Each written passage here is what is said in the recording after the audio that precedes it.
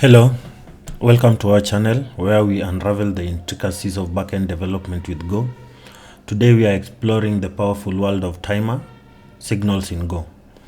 Whether you are looking to schedule tasks with precision or manage time-based events efficiently, this video is for you. We'll dive deep into timers, tickers, and the real-world application. By the end of this tutorial, you'll be equipped to create task schedules in Go, elevating your programming skills to the next level. So, what are timers and tickers? So, Go's time package offers two tools for time-based operations, timers and tickers. Think of a timer as one time clock. It waits patiently for a specified period before triggering a single event. On the other hand, a ticker is like a metronome, consistently firing at regular intervals. These powerful constructs are the building blocks for handling periodic tasks and delayed actions in Go, offering precise control over time-sensitive operations. So, on the coding side, let's look at a practical example. We will build a weather monitoring system. This program will fetch data from multiple cities every minute, calculate the average temperature, and send a report every 5 minutes. We'll use ticker for regular data fetching and timer for periodic reporting. So let's get into the IDE and see. So how will our weather data look like?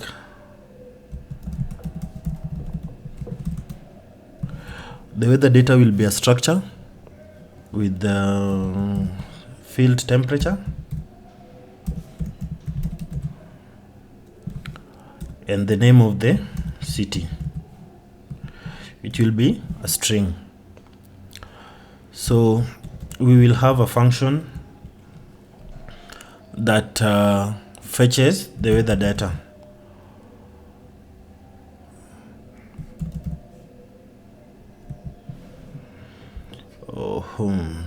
It will take a list of cities, not a single city, and then it will return also an array of weather data. So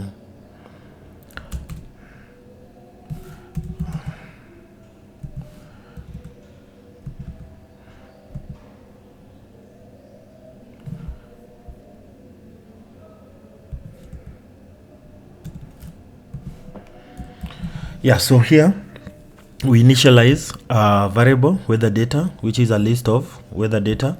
So, and then we range over the list of cities provided, and then we append the data. So let's write a function that will calculate the average.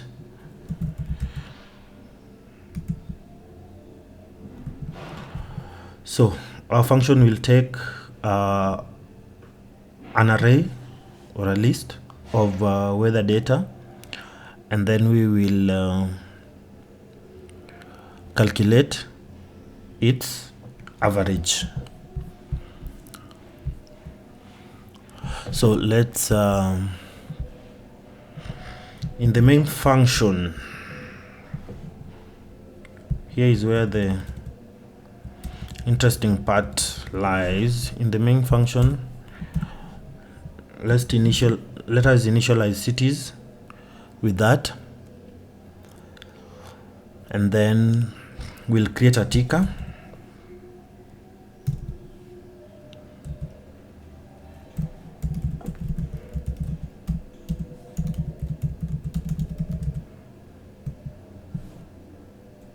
Every minute.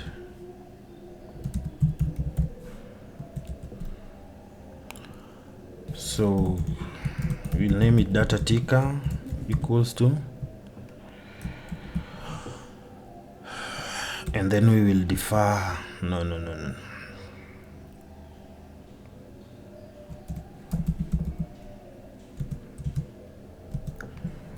data ticker dot stop, and then we will create a reporting timer Let me put this at the top of the screen, and then we create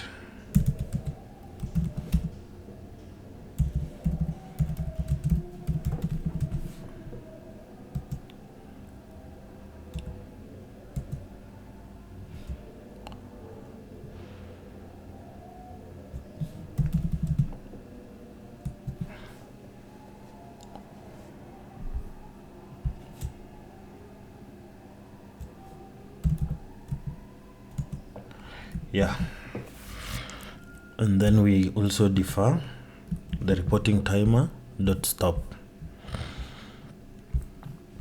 So let's log something into the console so that we know it's working. fmt.println starting the weather monitoring system.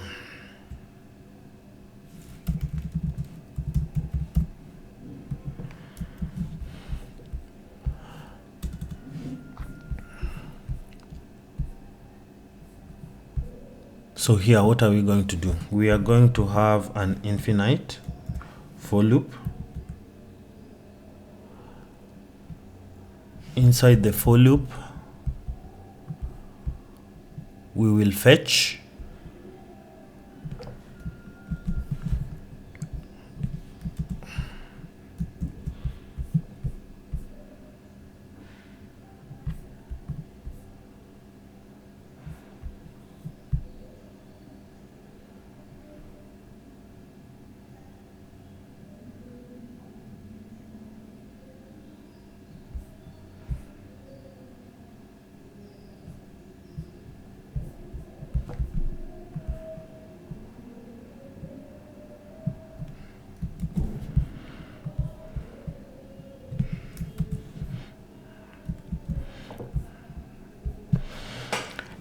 so inside the for loop, using the data ticker, I've copied and pasted this so that this is not long. So we use the function we created, fetch weather data, and then we also have calculate average temperature. So this one goes here, and let's see if our program runs.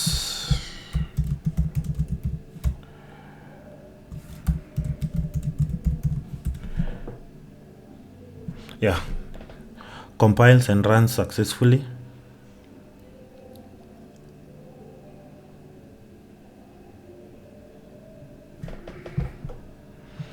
I think maybe we should put a log statement here so that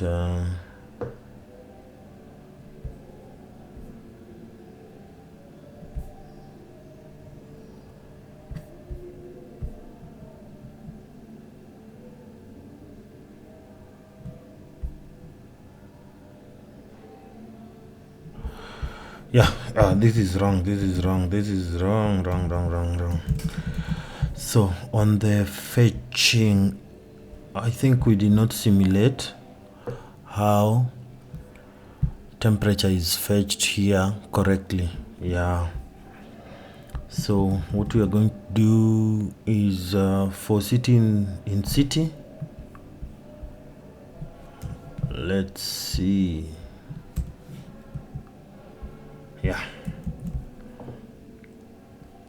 And then let's log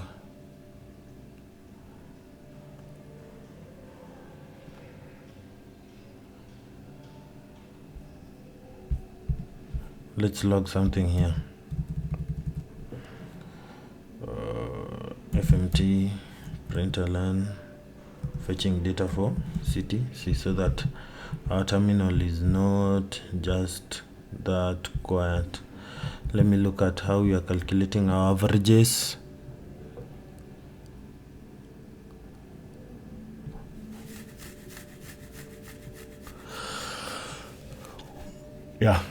This one is correct. Let's see, go run main.go.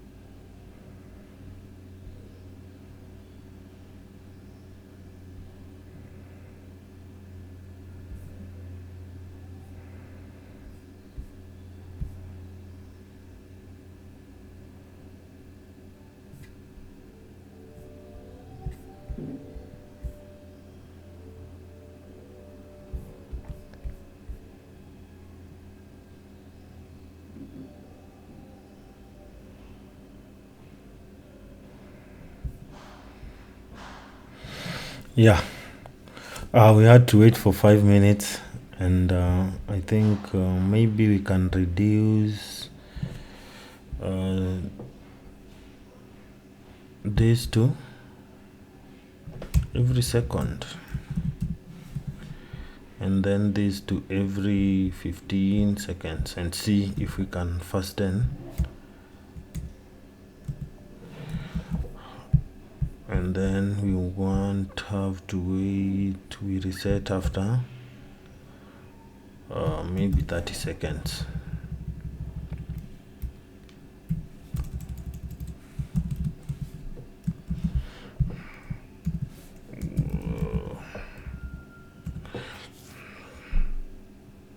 Yeah, now it's faster. You see, fetching and aggregating.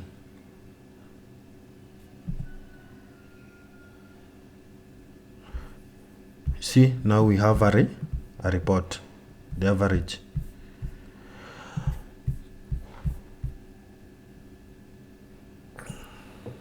So if you find this helpful, hit the subscribe button. Until next time, keep coding, and remember, with Go, the sky is the limit. You can write literally every program that you've ever imagined in Golang.